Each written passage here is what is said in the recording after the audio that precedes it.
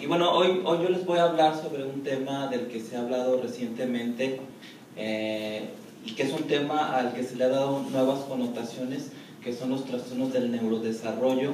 Antes no se les conocía así, en realidad este término empieza a sonar o empieza a popularizarse con la edición quinta del Manual Diagnóstico y Estadístico de los Trastornos Mentales, DSM-5, que se publica en mayo del 2013, no hace mucho tiempo, y ya incluye un gran grupo de problemas conocidos como trastornos del neurodesarrollo.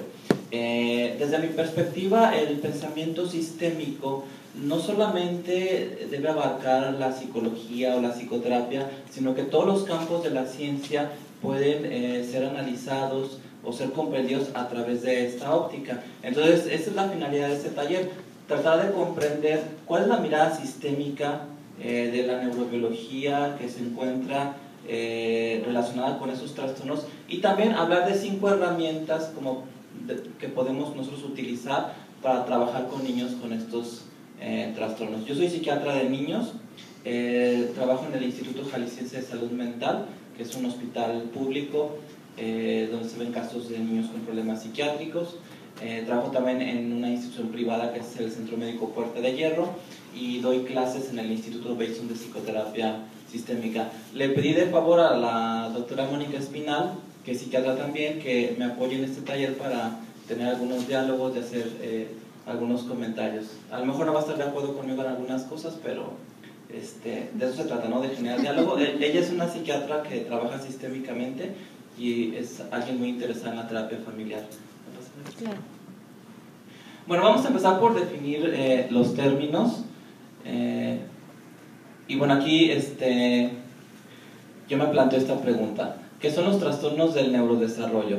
Son un grupo de afecciones con inicio en el periodo del desarrollo, que eso su misma palabra lo dice, es algo que tiene que ver con la evolución que va teniendo el niño desde que nace hasta que finaliza la adolescencia. Se manifiestan como deficiencias muy específicas o bien como deficiencias más globales, y los trastornos del neurodesarrollo concurren frecuentemente. ¿Sí?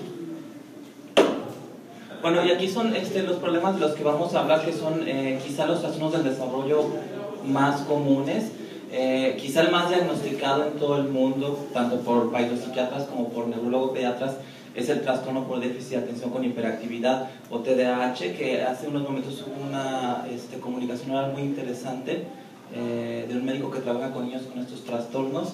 La discapacidad intelectual, antes se le conocía como retraso mental, ahora se le llama más correctamente trastorno del desarrollo intelectual, pero bueno, yo le llamo discapacidad intelectual. Los trastornos del aprendizaje, donde entran los problemas de la lectura, que tradicionalmente se les ha llamado dislexia, problemas en la escritura, que se les ha llamado disgrafia, problemas con las matemáticas o el cálculo, que se les ha llamado discalculia. Hay varios nombres para hablar de estos trastornos del aprendizaje, y también algo de lo que se ha hablado mucho, que se ha estudiado, y que esto también es un cambio en el DSM-5, son los trastornos del espectro autista, porque a partir de mayo del 2013 esta clasificación de trastornos del neurodesarrollo ya nos muestra que el síndrome de Asperger pues no es tan distinto del autismo clásico infantil como se le conocía desde que Leo Kanner lo describió. Es decir, está hablando de un espectro o de grados de gravedad, donde a lo mejor en un extremo más leve se encuentra el síndrome de Asperger, y en el más grave el autismo típico infantil tradicional, como lo describió Leo Kanner en los años 40. ¿Quieres comentar algo?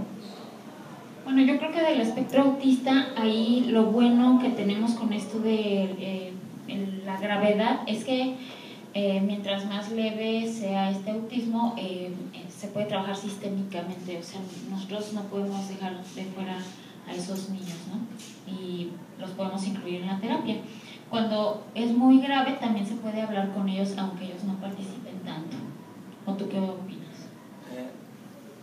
Sí, claro, hay un autor que se llama Michele Sapela, que tiene libros publicados sobre autismo, donde habla sobre un abordaje sistémico. Él es neurólogo y él es terapeuta familiar. Él tiene su consultorio en Italia, que es un consultorio de un neurólogo con una cámara de Gesell para hacer terapia familiar, ¿no? Entonces él le da mucha importancia al trabajo sistémico con estos niños. Aun cuando los niños tengan problemas biológicos palpables, tangibles, que están ahí por evidencia de estudios médicos, eso no quiere decir que no podamos ser sistémicos. Bueno, fíjense, esta es una reflexión de Salvador Minuchin, donde habla sobre cómo en pleno siglo XXI todavía hay mucho esa tendencia de enfocarnos en el niño y no ver su contexto familiar. Dice, resulta pasmoso que en pleno siglo XXI la mayoría de los esfuerzos para tratar a los niños sigan centrándose en la psicopatología individual del niño. De hecho, recuerdo una vez que iba transitando por una calle y me encontré con una casa que era como un centro de terapia, y ahí decía, se ofrece psicoterapia para niños con padres con problemas conyugales, ¿no? Entonces como que la gente que pasaba por ese sitio, mira, yo tengo problemas conyugales, aquí puedo traer al niño, ¿no? Para que se hagan cargo de él. Porque es algo que se vende, es algo que las personas buscan, ¿no?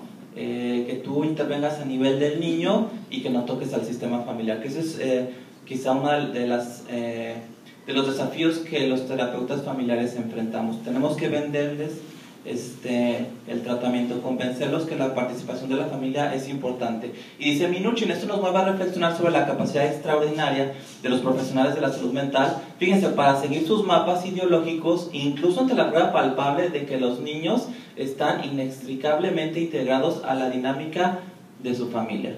Bueno, pues realmente esto que dice Minuchin es casi como si él dijera, es increíble que en pleno siglo XXI hay gente que cree que la Tierra es plana, ¿no? Cuando la evidencia nos muestra que la Tierra es redonda. Prácticamente está diciendo esto. ¿La que sigue?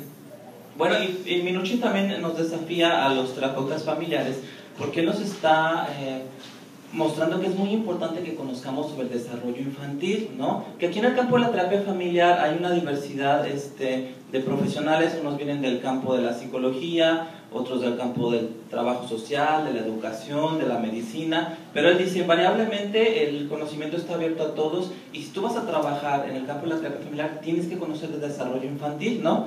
Dice, un terapeuta debe conocer las necesidades del desarrollo de los niños, y en diferentes etapas de su desarrollo, los niños poseen capacidades cognitivas particulares. Yo no sé si la mayoría de las licenciaturas en psicología tengan una materia de desarrollo. Yo estudié medicina y no la tuve, ¿no? Y tengo conocidos que son pediatras, y a pesar de que son especialistas en niños, no conocen mucho sobre el desarrollo. Y ese es un desafío que nos plantea Minuchin. ¿Qué piensas de esto, Mónica? Yo en lo particular sí tuve en mi materia de pediatría ese acercamiento con el desarrollo, pero claro que no lo vimos en ese tiempo en la práctica. Pues yo sí los invitaría a ir leyendo a los autores del desarrollo y a ir viendo esto con la práctica, ¿no? Diario. Y bueno, yo incluso aquí, siendo un poco irreverente, incluso les diría que lean autores del desarrollo que son incluso psicoanalíticos, ¿no? Como René Spitz, que habla del desarrollo del niño en su primer año de vida, leer también a Anna Freud, a Melanie Klein, obviamente leyéndolos con crítica, ¿no? Teniendo una mirada sistémica, porque lo que se puede rescatar de valioso en esos autores es su capacidad para describir lo que estaba pasando con los niños en etapas muy tempranas del desarrollo. Y desgraciadamente no tenemos autores sistémicos que describan el desarrollo de un niño. Aquí tenemos que recurrir a la literatura psicoanalítica. Y bueno, antes de entrar, sí. ¿Por qué la literatura psicoanalítica? Pensando que está Vygotsky, Piaget también, que es un autor. Ah, sí, Piaget claro. es genial, sí, claro. ¿Perdón? Piaget es un referente. Orfeld, hay modelos más socioculturales, igual que desarrollo infantil. Sí, claro, se conocen más o típicamente se cita más a los psicoanalistas, quizá porque Freud fue de los primeros que empezó a hablar sobre el desarrollo infantil desde sus aspectos psicológicos, ¿no? Cuando él publica 3 ensayos para una teoría sexual, pero también está Arnold Hessel, que habla sobre las etapas del desarrollo de los niños. Sí, por supuesto, pero no son autores sistémicos. No. Ajá. Bueno, y antes de entrar a las 5 herramientas que yo les quiero compartir de cómo trabajar con estos niños, también les quiero mostrar cómo también la neurobiología se puede mirar sistémicamente, y cómo también incluso el uso de psicofármacos, que yo no estoy en contra del uso de psicofármacos, sí tengo una postura crítica ante esto, no medico a muchos niños, yo te les voy a platicar un poco sobre cómo hago este trabajo, pero sí les quiero mostrar cómo los medicamentos también pueden ser sistémicos. Yo escribí un capítulo en el libro de pensamiento sistémico que se estaba leyendo aquí abajo, el editor es Raúl Medina y Esteban Lazo. El último capítulo de este libro se llama Pasos hacia una pseudopsiquiatría sistémica, en donde yo hablo en pues en un pequeño apartado sobre la psicofarmacología sistémica, porque hay poco escrito sobre psicofarmacología sistémica. Se habla de la psicofarmacología, pero ¿cómo la vamos a entender desde el punto de vista sistémico? Bueno, aquí tenemos a dos neuronas que se están comunicando. La que ustedes tienen aquí, donde yo estoy señalando, la de arriba a su derecha, está recibiendo una señal de la neurona que la precede. Estos son filamentos que se conocen como axones, y se fijan, es muy interesante porque esta neurona manda una señal química y esta la recibe, que son estas pelotitas, y la convierte en una señal eléctrica, que de hecho también el impulso primero es eléctrico, se convierte en químico y luego se convierte en electricidad, ¿no? Lo mismo sucede acá. Ahora, algo interesante es que aquí estamos hablando de comunicación, una neurona que se está comunicando con otra, y que también aquí puede haber fallas en la comunicación. Claro que Václavic no habla sobre los problemas de comunicación de las neuronas, pero también existen, ¿no? La que sigue. Bueno, fíjense, es un video. Aquí quiero hablar un poco de cómo el metilfenidato, que es el Ritalin, que se ha satanizado mucho, funciona muy bien con niños que tienen TDAH.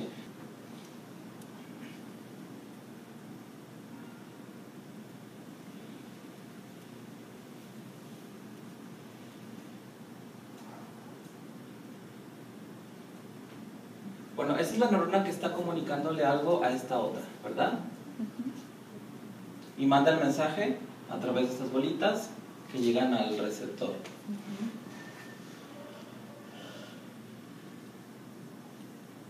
Entonces, uno podría decir que esta neurona de acá tiene un problema para escuchar. En realidad, el paciente sería la neurona que se encuentra del lado izquierdo, la que no escucha la comunicación que envía esta neurona. Pues fíjense, es algo muy interesante porque el medicamento no actúa sobre la neurona que no está leyendo la dopamina.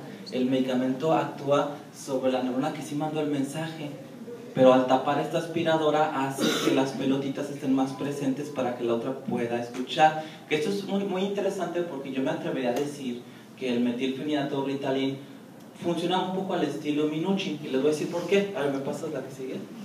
Fíjense lo que hace Minuchin. Dice: el terapeuta expone la conducta de un miembro de la familia y atribuye a otro la responsabilidad de esa conducta. Entonces es lo mismo que hace el metilfenidato. Él dice: es que esa neurona tiene la culpa porque no escucha bien el mensaje, porque vemos que la neurona que aparentemente envía la información, pues sí suelta el neurotransmisor, ¿no?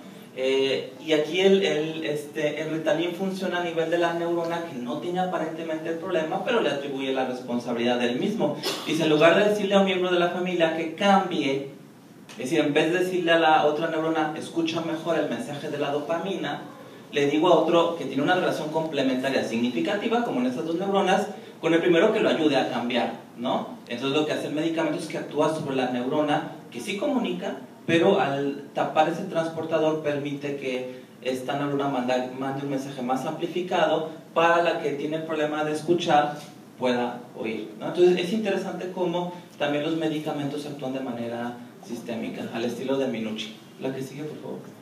Que esto es un esquema simplemente para mostrar, ¿me das otro clic? Cómo lo que hacen algunos medicamentos pues es amplificar la información, ¿no? Es decir, las neuronas de un niño con trastornos del neurodesarrollo las podríamos considerar como neuronas que tienen problemas para comunicarse, ¿no? Y el medicamento puede ayudar con esto. La que sigue.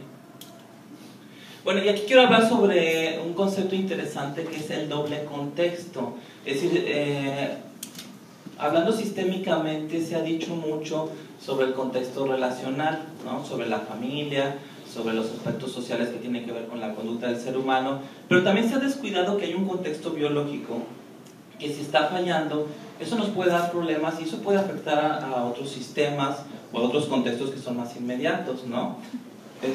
Aquí aparece un niño pues gateando sobre una neurona, porque si hay una falla biológica, ese niño va a tener un problema en un contexto, y ese contexto también se puede abordar sistémicamente. ¿La que sigue? Bueno, ¿quieres comentar algo? Sí, recuerdo el caso de un niño que llamábamos Pillo, que tenía unos 10 años y acudieron a terapia familiar porque sus expectativas de que ese niño funcionara intelectualmente de manera mejor eran muy altas. Creo que en cuanto se les dijo a la familia que no tuvieran esas expectativas, bueno, se les dijo de otra manera, el niño fue mucho más liberado, fue mucho más feliz. O bueno, ¿tú cómo lo recuerdas a Pillo? Sí, claro. Siempre, aunque haya un problema biológico, ¿no? El trabajo con niños con esos problemas nos permite que haya una liberación. Y me viene a la mente una frase de Gregorio Katz que dice que los niños con discapacidad intelectual necesitan un poco para ser felices, ¿no?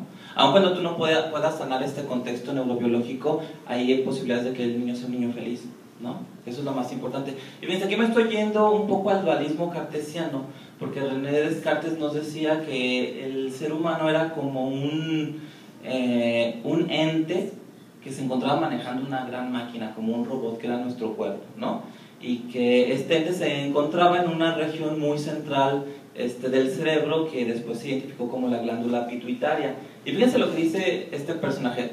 Supuestamente esta es nuestra conciencia, ¿no? Que se encuentra atrapada dentro del cerebro y maneja ese gran robot, ¿no? Tan complejo que es el organismo humano. Dice, todas nuestras experiencias sensoriales son ideas que existen en este mundo privado, son lo único que experimentamos en forma directa, de modo tal que no tenemos un acceso inmediato al mundo externo. La que sigue. Y bueno, por eso es que en el siglo XIX, más o menos a mediados de este siglo, tiene mucho auge una pseudociencia, o ahora se la llama pseudociencia, llamada la frenología, donde los científicos trataban de ubicar en cada área del cerebro funciones que tenían que ver con el desarrollo del hombre, ¿sí? A ver. Bueno, solo que lamentablemente, bueno, nosotros lo vemos como lamentablemente se ha utilizado mucho pues también el abuso de estudios de tomografías y resonancias para otra vez reproducir esa pseudociencia que era la frenología. A eso le llamamos neofrenología, que es cuando hacen estudios de 4 o 5 pacientes y quieren encontrar los trastornos mentales en esas regiones, y bueno, no hay mucha evidencia de eso. Sí, me recuerda un libro de Rodolfo Ginás, que es un colombiano, que se llama El cerebro y el mito del yo, donde él habla de esto que tú mencionas, Mónica, la neofrenología, esta tendencia de volver a ubicar en el cerebro las funciones mentales y cómo algunos aspectos son relacionales, ¿no? Como aquí habla de la amistad, ¿no? Ah, bueno, ¿puedes dar otro clic? Porque aquí creo que se puede amplificar. Sí, miren, la amistad, eran médicos muy, muy biológicos que trataban de encontrar esto, y el movimiento pendular de la historia de la ciencia hace que nuevamente volvamos a hacer eso. Si ustedes revisan una revista, la que ustedes quieran, de psiquiatría, van a encontrar muchos estudios de neuroimágenes, ¿no? Porque eso está teniendo una tendencia muy fuerte. Claro que no se ha encontrado nada, porque si se van a leer las conclusiones de esos artículos, pues todos terminan igual, ¿no? De que hace falta más estudios, no hay suficiente evidencia. Pero bueno, a lo que quiero llegar yo aquí es a la visión circular de estos problemas, ¿no? Una disfunción neuronal, por ejemplo, un niño que no se concentra bien, un niño que tiene problemas para controlar sus movimientos, un niño que tiene dificultades para leer, un niño que tiene dificultades para resolver problemas porque su capacidad intelectual es menor, pues sí puede poner a la familia bajo cierto grado de estrés, ¿no? Y que eso puede hacer que a lo mejor el trabajo de los padres sea más difícil. De hecho, yo que trabajo con muchos niños con TDAH, yo les reconozco a los padres que tener un niño con TDAH es un gran desafío. Y también es un desafío para los maestros, porque no es sencillo tener a un niño que todo el tiempo se está moviendo y no se concentra, y tiene dificultades de aprendizaje, comparándolo con niños que tienen más capacidades que les permiten adaptarse mejor a su contexto. Bueno, pero también sabemos que la disfunción familiar, al no darle estímulo a los niños, puede generar una disfunción neuronal, ¿no? Que esto ya lo sabemos desde el siglo de las luces, cuando Jean Itard, un alumno de Philippe Pinel, encuentra un niño salvaje en una región de Francia llamada Aveyron y trata como de enseñarlo a leer, a comportarse en sociedad, y realmente fracasa, ¿no? Y se dan cuenta que el no tener un ambiente estimulante, o sea, una familia que te toque, que te hable, que te estimule, puede afectar el desarrollo de tu cerebro. Entonces, esa es la visión circular, la visión sistémica de estos problemas, ¿no? Ahora, no nomás neuronal. Por ejemplo, imagínense usted una esposa que tiene el síndrome de disforia premenstrual, que tiene un contexto biológico muy importante, a lo mejor esos días va a tener más problemas con el marido, ¿no? Pues es decir, aquí hay un doble contexto en donde la disfunción puede estar en uno y se puede estar reflejando en el otro. ¿La que sigue?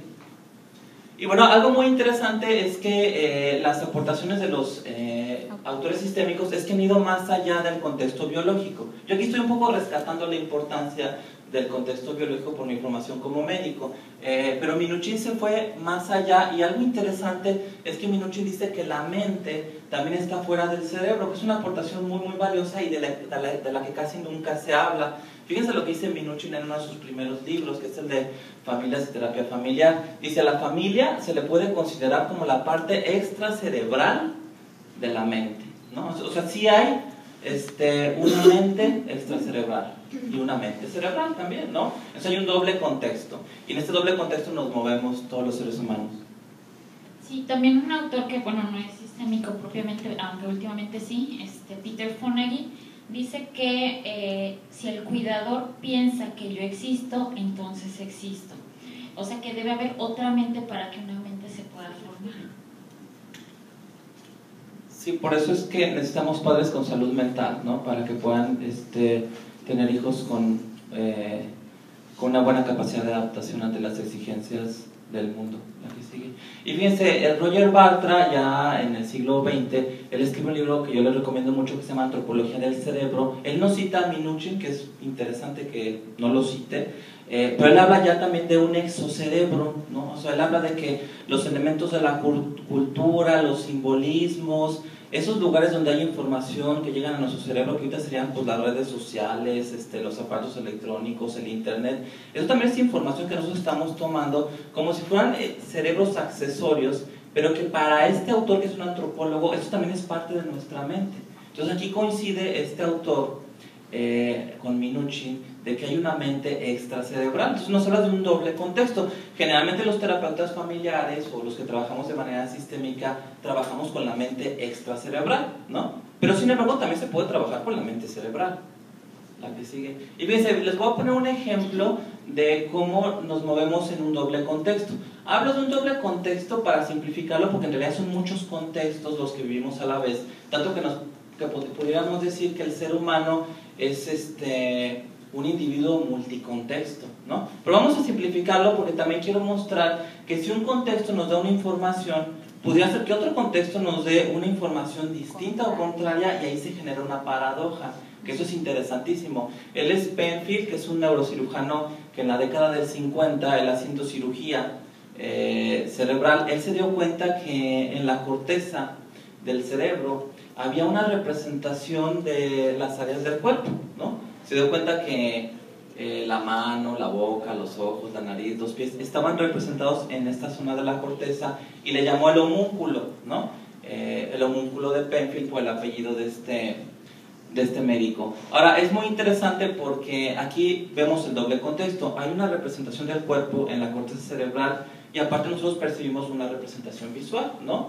Una es cómo me relaciono yo con mi cuerpo, ese es un contexto, y qué está pasando aquí, la que sigue. Ahora fíjense, aquí está muy interesante porque es donde se genera la paradoja. Seguramente ustedes habrán oído hablar del síndrome del miembro fantasma, cuando a un paciente se le amputa una extremidad, después de la cirugía, meses o incluso años, sigue sintiendo la extremidad. Esa es una paradoja de este doble contexto, ¿no? En realidad se le amputa la pierna por X o Y razón, pero lo que tendría que hacer el neurocirujano para que no se generara la paradoja es cauterizar el área de la corteza que representa la pierna, porque entonces esta persona que se mueve en este doble contexto está recibiendo información de que tiene una pierna, porque esta parte está intacta, pero a nivel extracerebral, pues la pierna ya no está, ¿no? Entonces eso genera una gran confusión. Ese es un ejemplo para hablar del doble contexto.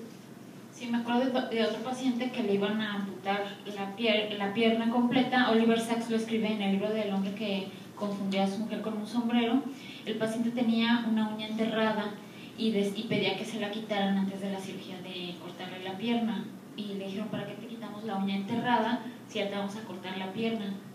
Bueno, pues el resultado fue que le cortaron la pierna, y el miembro fantasma hizo que todavía le doliera la uña enterrada después de cortarle la pierna. Otro ejemplo de esto raro es el miembro extraño, que también describe Oliver Sacks. El miembro extraño consiste también en dificultad en esta área en la que el paciente dice que tal miembro de su cuerpo no es suyo o no lo reconoce como suyo, de tal manera que la exigencia es ser amputado también. Eso es algo contrario.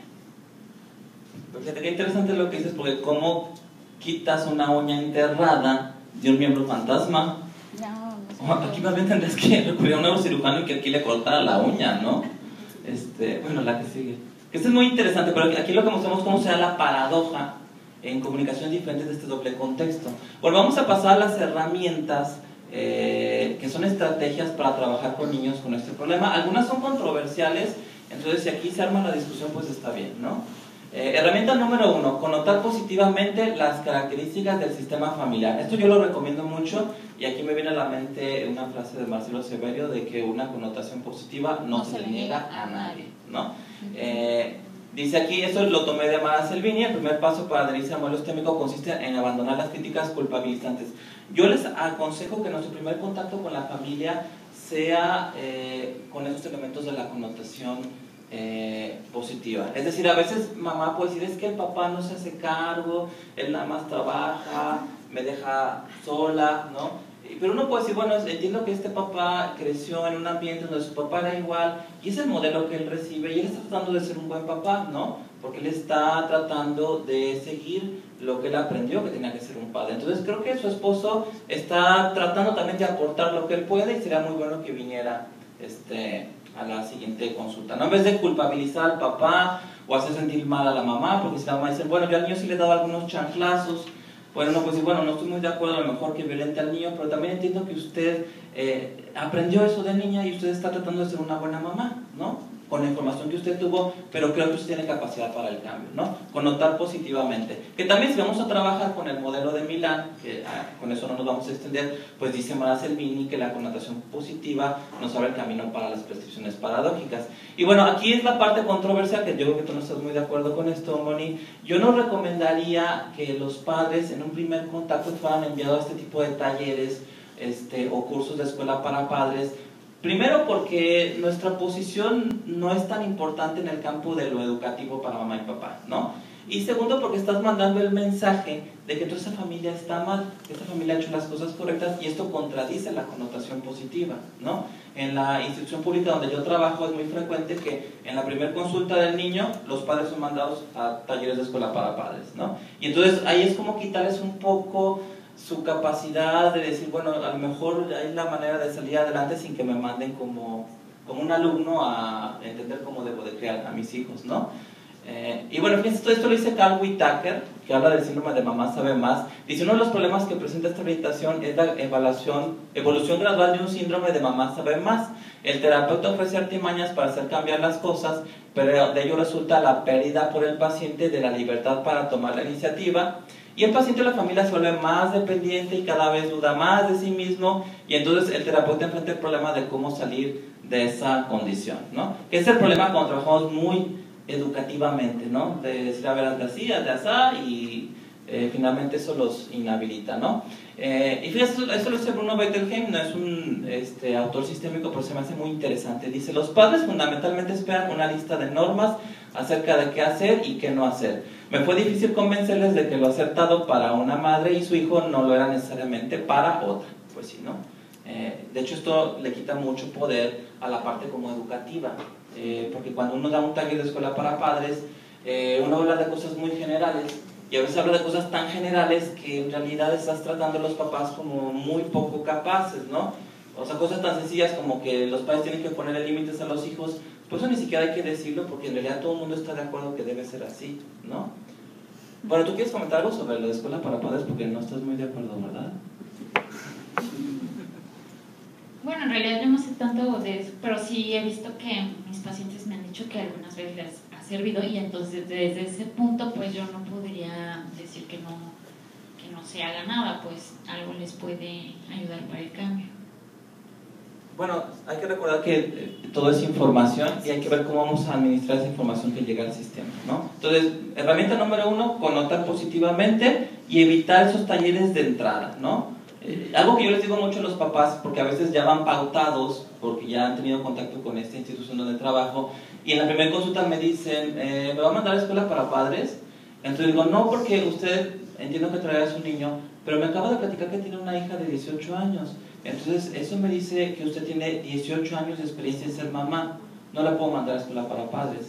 Le voy a pedir que usted me enseñe cómo administra usted esa experiencia en este hijo. Si se dan cuenta, es distinto, ¿no? Se empodera a la mamá, se le muestra como capaz, en vez de mostrarla como alguien que tiene que ir como un alumno y tomar un curso escolar, ¿no? Eso les quita poder a los padres. Herramienta número 2, que esto es totalmente loco, yo creo que no hay un autor sistémico que esté en contra de esto, que es reencuadrar el diagnóstico. Es decir, el niño sí puede cumplir criterios de acuerdo al DSM-5 o al DSM-4 o a los criterios neurológicos que ustedes quieran, pero nuestra obligación como terapeutas que trabajan sistémicamente es darle una visión distinta al diagnóstico. ¿Sí? Esto lo tomé de Minuchin, dice: una vez que uno está definido, esas definiciones colorean y rotulan todas sus acciones. Esto lo comentaba también, ¿cómo se llama este doctor que habló de TDAH? Se me fue el nombre. Pero si es de aquí. Bueno, este médico que trabaja con niños con TDAH, ¿alguien recuerda el nombre? Se me fue. Sí. Exacto. Ok, se me hizo muy interesante, pero no me grabé el nombre. Él habla también de esto. Un niño con TDAH, no le digas que es un niño con TDAH, no le conviene, ¿no? Eso lo va a definir. Y fíjense lo que dice Minuchin: los castillos psicológicos actúan como un yeso con un hueso fracturado. El yeso húmedo es flexible y maleable y se ajusta al cuerpo, pero después, cuando se endurece, se convierte en un esqueleto externo que rige el crecimiento del hueso. Al niño no le conviene que se le encasille como un niño hiperactivo, un niño con déficit de atención o un niño con TDAH. Yo puedo hacer el diagnóstico de acuerdo al DSM y tener esta información que me puede servir como médico, pero no lo transmito al niño ni a la familia. Pues sí, bueno, veo que el niño es un poco distraído, pero usted, señor papá, también es un poco distraído, y la verdad yo también soy un poco distraído, ¿no? Ahí me pongo también un poco en el lugar de los niños para normalizar el síntoma. De hecho, me encanta esta metáfora de Minuchin porque el crecimiento del hueso con el yeso acorta el hueso. Entonces, me gusta eso porque si tú haces con un niño, también lo puedes acortar, ¿no? Sí, claro. Que ahorita vamos a hablar un poco de el efecto Rosenthal, de cómo la idea que tú tienes de un niño puede afectar sus capacidades. Entonces, bueno, aquí yo rechazo el uso del DSM-5 como información que vas a dar a los papás. Finalmente, el DSM-5 es un manual diagnóstico y estadístico de los trastornos mentales, es un apoyo para entender el diagnóstico psiquiátrico, pero esto no es un libro de texto de psicopatología, ni habla de intervenciones, ni te habla de cosas que sean útiles para trabajar con niños con estos problemas. Y bueno, este es un libro también muy interesante en coautoría con Minuchin. El primer autor es Joel Elizur, que se llama La locura y las instituciones, y también habla de esta herramienta número 2, de la importancia de redefinir el diagnóstico, que sigue la misma tónica. Dice: el diagnóstico siempre es parcial, pero los psiquiatras piensan que un diagnóstico es siempre verdadero y que un tratamiento es el camino. Esto es cierto, la psiquiatría se ha vuelto muy rígida y tiene esa visión unidimensional. La certeza del rótulo psiquiátrico tiene el peso de una lápida, por supuesto, ¿no? Yo pongo esta imagen para mostrar cómo un niño se encuentra inmerso en su contexto, y las características de este niño tienen que ver con las características de su contexto. De manera que todo lo que un niño piensa, dice, siente o hace tiene que ver con lo que la familia piensa, siente, dice o hace. Eso no lo podemos soslayar. Por eso es que Minuchin dice: es increíble que en pleno siglo XXI trabajes nada más con una pieza del rompecabezas. Es como si a un relojero le llevaras las manecillas de un reloj y le dijeras: pues no avanzan, no las puede componer para que avance, y le impedirás al relojero acceder a todo el mecanismo, a todo el engranaje, ¿no? Y bueno, ¿qué es lo que recomiendan estos autores? La mejor actitud terapéutica es crear una realidad que acentúe las capacidades de adaptación, recursos y posibilidades de crecimiento. Que también algo que decía este doctor que está hablando sobre TDAH, es que a él le llegaban casos ya diagnosticados, a mí también me llegan a veces casos diagnosticados por neurólogos, y no me peleo con el diagnóstico, ¿no? Lo redefino y digo: bueno, pues sí, el niño sí cumple criterios para TDAH, pero no es tan malo. Es decir, la gente que tiene TDAH puede ser hasta más creativa, es bueno que a veces sean inquietos, que les guste un poco el peligro, la adrenalina. De hecho, algo muy interesante, yo estoy citando aquí mucho a Minuchin, y hay un video, no sé si está en internet, pero lo pueden buscar, donde Minuchin en una entrevista dice que él tiene TDAH, y él dice que gracias al TDAH él pasó de la terapia individual a la terapia familiar, porque dices que yo me distraigo, yo necesito traer el drama de la familia al consultorio. Si tengo nada más al paciente ahí, yo no me puedo concentrar, yo quiero drama, ¿no? Quiero un poco de adrenalina. Y fíjense que es interesante porque Minuchin lo relaciona con el TDAH que él tiene. Entonces, si tú tienes TDAH, pues puedes ser un gran terapeuta familiar, ¿no? Bueno, y con esto de redefinir los diagnósticos, he hablado de aspectos psiquiátricos del DSM, pero también me quiero ir al campo de la psicología, donde los test psicológicos aparentemente tienen como mucho peso, ¿no? Aquí hablo de una fe ciega en los test mentales y de personalidad. Esto lo dice Mara Selvini. Dice, cuando los padres o los profesores obligan a un niño a consultar al psicólogo, que a veces es en la escuela, en la oficina del psicólogo escolar, la entrevista es muy desganada y hasta paradójica. Claro, entre más quiere el psicólogo saber de ese niño, el niño más se va a cerrar, ¿no? Es algo paradójico. En verdad no se logra comprender cómo puede alguien dar credibilidad a entrevistas y exámenes psicodiagnósticos efectuados en un contexto semejante. El niño, cuando se le aplica una prueba de psicodiagnóstico, el niño siente que está siendo evaluado y tiene razón, sí está siendo evaluado, ¿no? Y entonces puede tener una reacción muy similar a la que tiene frente a un examen. Y si es un niño con problemas de aprendizaje, ese niño se va a sentir estresado y uno no puede decir que son confiables los resultados de esas pruebas. Que aquí yo me voy un poco a la literatura, a José Emilio Pacheco, cuando él escribe en los 80 Las batallas en el desierto, que es una novela que ha ejercido mucho impacto en la cultura, sobre todo en México. De hecho hay una canción de Café Tacuba, ¿tú te acuerdas cómo se llama la canción? Las batallas. Se llama Las batallas. Les recomiendo que la escuchen porque aquí habla sobre la novela de este autor. Y hay una película que también se ve en los 80 con Luis Gerardo Quirós, que se llama Mariana Mariana, porque habla de un chico que se enamora de la mamá de un amigo y queda perdidamente enamorado de la mamá de este amigo, que era una mujer muy guapa, y finalmente él se escapa de la escuela y va al departamento de esta mujer y todo el mundo se entera y el chiste es que termina con el psiquiatra, ¿no? Y algo que me interesa mucho de esta novela es que aquí José Emilio Pacheco nos habla de cuál es la visión que tiene el chico de su evaluación psiquiátrica y psicométrica, ¿no? Dice, el psiquiatra me interrogó y apuntó cuanto le decían unas hojas amarillas rayadas, no supe contestar, yo ignoraba el vocabulario de su oficio y no hubo ninguna comunicación posible. Qué interesante, ¿no? El niño dice, yo no me comuniqué nada, no sé qué me están evaluando si según yo no hubo comunicación. Nunca me había imaginado las cosas que me preguntó acerca de mi madre y mis hermanas. Quién sabe qué le habrá preguntado, pero sospecho que era como algo muy psicoanalítico, ¿no? Y aquí entramos más al terreno psicológico. Después me hicieron dibujar a cada miembro de la familia y pintar árboles y casas. Más tarde me examinaron con la prueba de Rocha. ¿Habrá alguien que no vea monstruos en las manchas de tinta? Y aquí aparece la crítica. Pero bueno, les sugiero que lean la novela, que es una novela corta. ¿Me pasa la que sigue? Que habla sobre una etapa crítica en el desarrollo de este niño. Dice, me examinaron con números, figuras geométricas y frases que yo debía completar. Eran tan bobas como mis respuestas, que eran pues pruebas proyectivas. Me dieron ganas de gritarles imbéciles. ¿Por qué tienen que pegarle etiquetas a todo? ¿Por qué no se dan cuenta de que uno simplemente se enamora de alguien, ¿no? Entonces es una crítica muy interesante que finalmente es José Emilio Pacheco, hablando a través de un personaje, ¿no? Ahora, a mí lo que me preocupa del diagnóstico psiquiátrico o el diagnóstico psicológico con pruebas es que se genere un fenómeno que se ha conocido como el efecto Pigmalión, que hace mucho alusión a un mito griego en donde un escultor llamado Pigmalión pues elabora una escultura de una mujer, se enamora de ella y Afrodita le concede que se convierta en alguien de carne y hueso, ¿no? Que es un poco la versión en mito griego de la película Me enamoré de un maniquí de los años 80, ¿no? Que finalmente muchas películas o muchas historias que aparentemente son recientes tienen su base en mitos griegos y por eso atraen mucho, ¿no?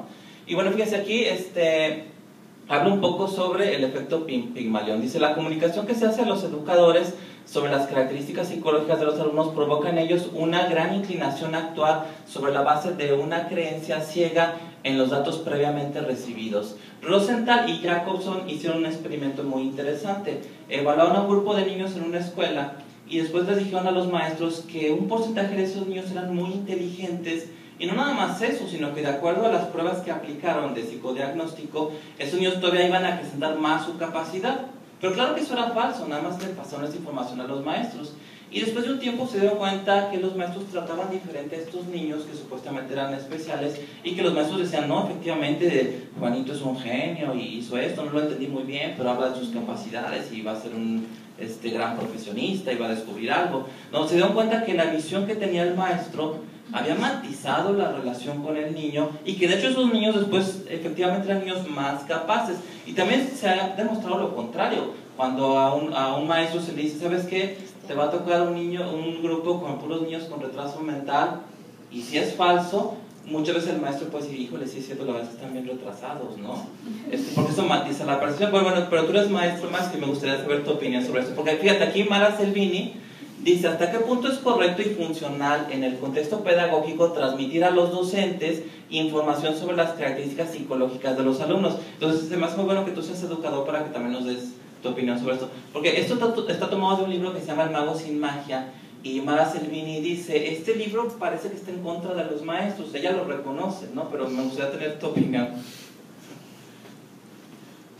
Bueno, claro, como educador, y no solamente como educador, sino también como miembro de una comunidad educativa, esto es un fenómeno que se presenta mucho, esto, ¿no? El deseo siempre de ubicar a la persona, que es inubicable realmente. A veces la premura, el estar en un ritmo muy frenético de actividades, te lleva a cosificar las cosas. Y también te encuentras con familias, eso es lo grave, ¿no? Te encuentras con familias que también están en ese tumulto de cosas, y al final como que nos aliamos con la familia para señalar, ¿no? Porque eso es lo más fácil, lo más rápido. Entonces, no, que pase a una situación especial, a que sea atendido de una manera especial, por un especialista especial, porque ni tú ni yo, y eso es lo que dicen tanto profesores como padres de familia, ni tú ni yo somos psicólogos, no somos psiquiatras. Entonces, claro, es la tercerización de ser padre, es la tercerización de ser maestro, ¿no? Siempre les digo a los profesores, digo, ¿sabes qué? Nos vienen cada vez más complejos los chicos. Hay que prepararnos para atender esa complejidad, ¿no? A atender personas que tienen una historia, que tienen... Sí, que aquí es muy importante el trabajo interdisciplinario entre docentes, psicólogos, psiquiatras o neurólogos. Si todos pueden trabajar con la epistemología sistémica, mejor, ¿no? Y que quede claro quién va a hacer qué, porque cuando eso no queda claro, entonces se vuelve un relajo, ¿no? Y bueno, fíjense, aquí tenemos un alumno problemático, y uno pudiera considerar que el alumno problemático incide o afecta a la maestra y a su clase, ¿no? Porque la queja la genera el maestro y a lo mejor hasta alguno que otro alumno, porque algo que dice más Selvini es, en un psicólogo que trabaja en una escuela, ¿quién es su cliente? ¿No? ¿O cuál es su campo de acción? ¿Quiénes son los usuarios de sus servicios? Eso no queda muy claro, como que ahí no se vale que el maestro sea un usuario del servicio del psicólogo que tiene una oficina en una escuela, ni menos el director, y a los papás del niño tampoco. Y como el alumno se encuentra en una posición jerárquicamente inferior, pues todo el mundo decide que es él el que tiene que ir a la oficina del psicólogo, ¿no? Donde se hacen pruebas de psicodiagnóstico y no se reencuadra el diagnóstico. Pero la verdad es que, desde el punto de vista circular, también la maestra y los otros niños hacen algo que genera un contexto que fomenta las conductas problemáticas de los niños. Esa es la visión sistémica o circular, no nada más es lineal causal. Y bueno, vamos a pasar a la herramienta número 3, mostrarse preocupado por otro miembro de la familia. Que eso es muy común, lo trato de hacer en la primera o en la segunda cita, un poco para restarle peso o importancia a un niño, aunque tenga autismo, aunque tenga retraso mental, aunque tenga TDAH, aunque no sepa leer y ya tenga 8 años. Que aquí yo también normalizo un poco. Yo les digo muchas veces a los papás de que yo también aprendí a leer a los 8 años, ¿no? No es totalmente cierto, pero es una manera como de normalizar, ¿no? Pero hay personas que, por ejemplo, Stephen Hawking, él dice, es considerado el científico más grande del siglo XXI, y él, si ustedes leen Breve Historia del Tiempo, él dice, yo aprendí a leer a los 8 años. Entonces, bueno, si yo veo un niño que a los 8 años está aprendiendo a leer, pues no me preocupa, puede ser alguien como Stephen Hawking, ¿no? Y bueno, dice Andolfi es un autor que me gusta porque es neurólogo. Entonces, fíjense lo que dice: un tratamiento centrado únicamente sobre el niño termina oficializando su rol de enfermo y explicando a los familiares el origen de sus conflictos. O sea que ahora resulta que mamá y papá tienen problemas porque tienen un niño con epilepsia, ¿no? O un niño con TDAH o un niño con autismo. Eso le preocupa a Andolfi. Entonces, aunque Andolfi ve niños con problemas neurológicos graves, él se preocupa por mostrarse interesado por otro aspecto de la vida familiar. Y fíjense, me gusta mucho esta frase de él. Dice: la perturbación orgánica, si no trabajamos sistémicamente, será entonces un pozo donde vendrán a confluir las tensiones familiares y extrafamiliares, y de donde todos se sentirán autorizados a extraer lo que les plazca. Entonces hay que mover al niño de esa posición en donde todos lo culpan de que toda la desgracia de la familia se debe a que este niño tiene este problema, ¿no? Pero para poder hacer eso, para decir, bueno, usted me trae a Pedrito que tiene TDAH, pero yo estoy más preocupado por el hermano Juanito porque él no habla, para hacer eso tenemos que valorar a la familia. Y fíjense, es interesante porque organizaciones de mucho peso a nivel internacional, como lo es la Academia Americana de Psiquiatría Infantil y de la Adolescencia, se ha acercado al pensamiento sistémico porque ha hecho esta recomendación. Ha recomendado que todo niño que acude a consulta con un psiquiatra infantil tiene que recibir también una evaluación familiar. Desgraciadamente no se hace, pero eso es un parámetro de buena práctica clínica. Obviamente lo más deseable es que el psiquiatra infantil también tenga una visión sistémica y él pueda evaluar a la familia. Ahora, se vale que no tenga una visión sistémica, pero entonces este psiquiatra infantil tiene que trabajar de la mano con un terapeuta familiar para que se trabaje con la familia de ese niño. Herramienta número 4, psicofarmacología sistémica. Que ya les había dicho yo que el Ritalin trabaja al estilo Minuchin y que no lo podemos satanizar, ¿no? Pero sin embargo, esto hay que revisarlo porque es interesante. La prescripción de psicofármacos no siempre es la decisión más sabia, eso es totalmente cierto. Eso lo dice Dan Blaser, que es un psiquiatra. Sin embargo, es quizá la intervención más común para el psiquiatra. Durante un día ocupado en la vida profesional de un médico, sin embargo, es mucho más fácil recetar una píldora que desenredar un embrollado problema psicosocial, ¿no? No sé si eso lo has visto tú, Moni, en tu práctica, o en tus colegas que son psiquiatras. ¿Quieres comentar algo sobre eso? Bueno, y entonces aquí viene la pregunta de si es necesario el medicamento. Es decir, porque un neurólogo o un psiquiatra puede decir, bueno, a ver, este niño tiene TDAH, vamos a darle Ritalin, vamos a darle risperidona, vamos a darle sertralina. Y entonces aquí viene la pregunta, ¿es necesario el medicamento? Yo quiero aquí plantear una cuestión. Esta pregunta, que puede ser difícil de contestar, lo es porque está mal planteada. Y digo que está mal planteada porque cuando se pregunta de esta manera, solamente existe la posibilidad de que se conteste sí o no. Es decir, es una pregunta que nos ofrece solamente la posibilidad de una respuesta dicotómica. ¿Es necesario el medicamento? ¿Sí o no? Pero Maslow, pues supongo la pirámide de necesidades de Maslow, nos ha mostrado que las necesidades son en grados, ¿no? No es así de que algo sea necesario o no sea necesario, sino más bien qué tan necesario es dentro de esta escala de necesidades, ¿no? Por supuesto que para un niño es más necesario pues tener alimento, tener una seguridad, tener un techo, que tomar Ritalin para que se concentre más en la escuela. Que a lo mejor va a sacar 9 u 8, pues eso ya tiene que ver más con las necesidades de autorrealización, un niño exitoso en el ambiente escolar, ¿no? Entonces, más bien no es si es necesario el medicamento, qué tan necesario es y cuál es el mejor momento para darlo, ¿no? Porque la mayoría de las veces los medicamentos psiquiátricos para niños no se encuentran en este nivel ni en este. Se encuentran más en la punta de la pirámide, que tiene que ver con necesidades que son menos apremiantes.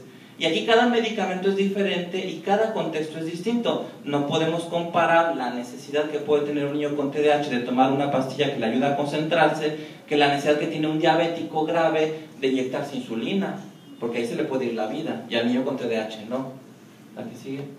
Dice, determinar en qué momento y bajo qué contexto se medicará a un niño es crucial. Los niños que no padecen síntomas graves que pongan en riesgo su integridad o la de otros pueden esperar, ¿no? Que es importante. Yo, aunque prescribo, pues vamos a esperarnos, ¿no? El niño le ha ido mal en este ciclo escolar, vamos a esperar al siguiente ciclo escolar, el cambio de maestro, otra escuela, y vamos viendo antes de medicarlo, ¿no?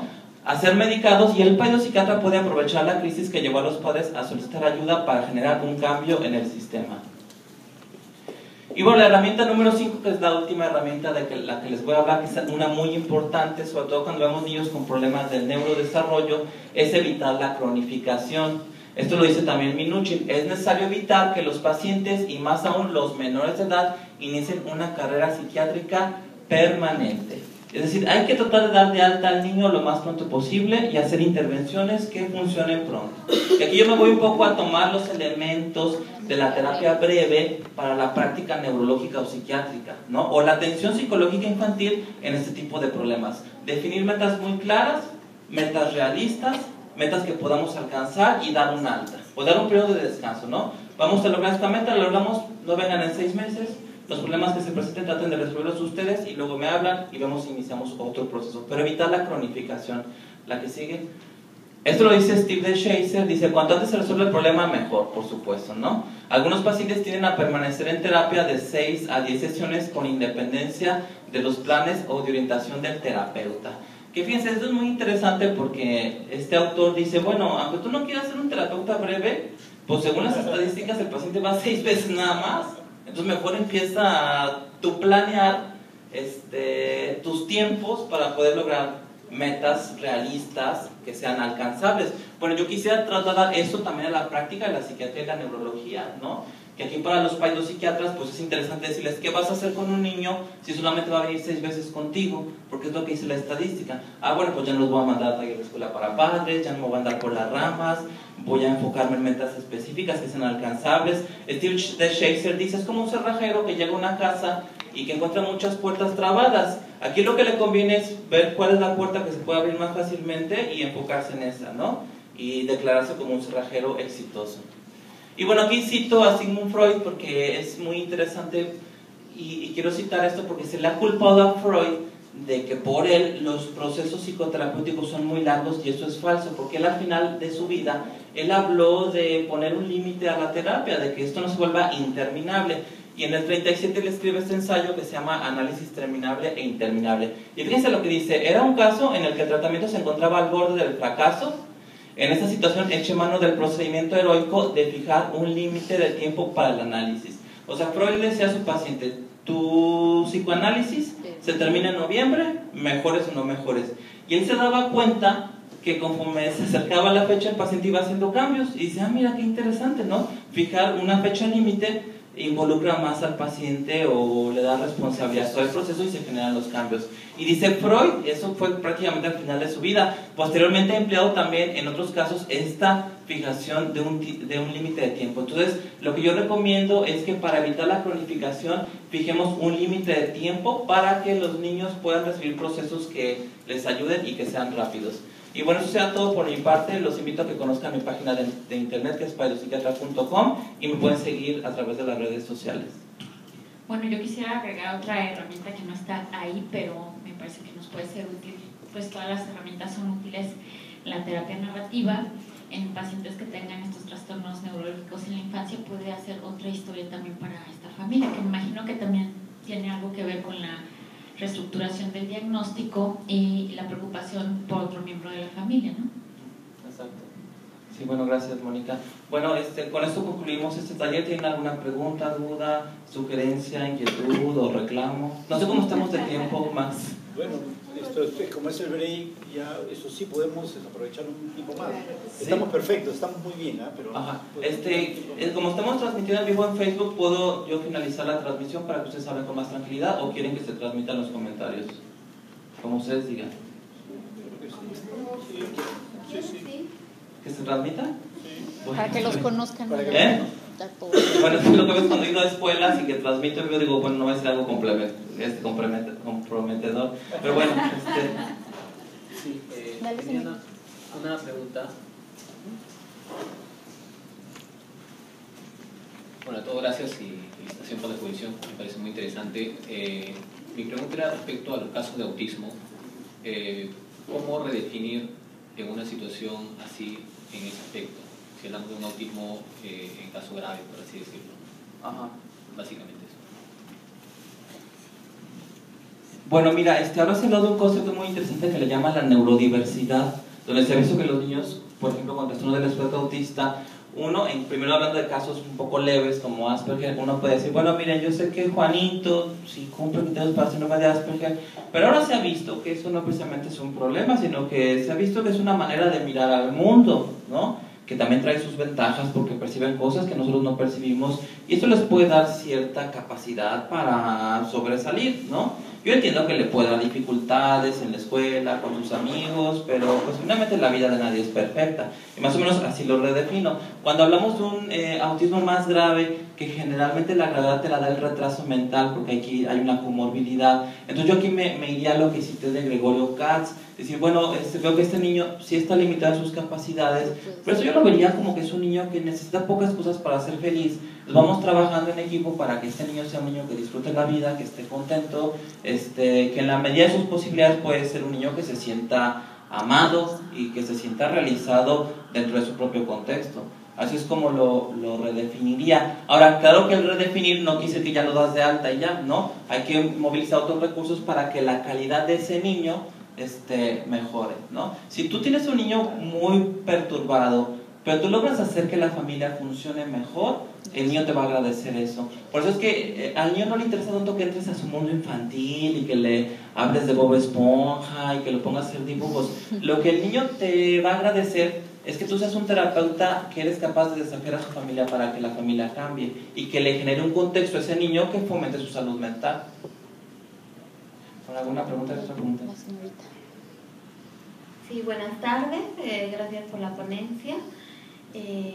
Provengo de la ciudad del Cusco y allí conformo una asociación de padres y de familiares y amigos de personas con autismo.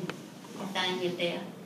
Entonces, yo soy la psicóloga de la asociación, soy integrante porque también tengo niños en el espectro autista y además soy psicóloga, pues, ¿no? Como les decía. Y una de las cosas que me ha parecido importante, que voy documentando, es el hecho de el tiempo y la forma en que cada familia lleve el duelo, ¿no? Para que ese niño sea más funcional, para rescatar más sus capacidades, para que sea más feliz también dentro de su hogar y para que empiecen a trabajar, ¿no? En diferentes cambios, reestructuraciones que hacer. Yo quisiera saber si en su experiencia tienen algún plan o han visto algún plan en esto de duelo trabajado a nivel sistémico, de tal manera de acelerar este duelo, ¿no? Darle herramientas, apoyos para acelerar esto, ¿no? Porque como esa es yo pienso que es la base. O sea, lo primero que yo veo cuando ya se acerca una nueva familia con niños es que no quiero todavía saber del niño, quiero trabajar con la familia, quiero ver en qué parte del duelo está, ¿no? Ajá. Eso. Bueno, fíjate que lo que se ha investigado con los duelos en general es que cada familia tiene su manera muy particular y distinta y también cada individuo de enfrentar un duelo. Ya no es como tradicionalmente se muestra basándose en la obra de Kubler-Ross. Ahora se ha visto que no es así, ¿no? Porque a veces psicólogos muy rígidos dicen, no, estas son las etapas del duelo, tú te encuentras aquí, tienes que avanzar para acá. Se ha visto que ya no es así, sino que ahora se vale también a lo mejor estar en lo que tradicionalmente se considera una negación. Es decir, no tendría por qué ser algo negativo. Y aquí tú puedes decir, bueno, a ver, tradicionalmente esta familia está en negación, tradicionalmente, de acuerdo a lo mejor a Kubler-Ross. Pero yo voy a desafiar eso y voy a connotar positivamente la negación, ¿no? Y voy a decir, bueno, mi experiencia he visto que a veces es bueno que algunas familias no acepten tan rápido que un chico tiene problemas porque aceptarlo muy rápido sería amenazante y eso mete más conflicto y hasta hacer una prescripción paradójica. Les voy a pedir que se mantengan en negación, que no piensen que Pedrito tiene autismo. Es muy importante que lo mantengan así porque si no puede ser perturbador, ¿no? Y tú respetas el tiempo, que también Luis tiene un libro que se llama El tiempo de los tiempos, donde habla de eso, ¿no? Finalmente, tú como terapeuta estás introduciendo información en un sistema abierto que se autorregula. No puedes ser responsable de todo lo que vaya a pasar. Tú metes información y vas viendo cómo el sistema se va autorregulando con lo que tú transmitiste y vas llevando el proceso. Esa es la manera como se puede hacer, no forzar a que ellos se den cuenta, ¿no? Ahora, si tú crees que esta negación o esta parte del duelo que no se ha elaborado está afectando mucho al niño, entonces lo bueno es ampliar la evaluación y citar a abuelitos, tíos o familia, a ver ellos cómo están, cómo ven el problema y ellos qué pueden aportar para el niño en lo que los que están acá empiezan a hacer algo, ¿no? Porque también si están negando, a lo mejor no van a ser de mucha ayuda, pero entonces tú les das tiempo, les das esa prescripción paradójica y te apoyas en la abuelita, el abuelito y a ver ellos qué están haciendo para ayudar al niño. Por eso es que a los niños les conviene que entre más familia conozcas mejor, porque Minuchin dice, entre tú más amplías la evaluación o el contexto del niño, también amplías las posibilidades de intervención. Entonces, mira, ya amplié la evaluación del niño, ahora puedo hacer A, puedo hacer B o puedo hacer C. ¿Por alguna otra pregunta? ¿Duda, comentario, inquietud, reclamo? ¿No? Bueno, pues entonces agradezco mucho su participación y que les vaya muy bien. Gracias. Gracias.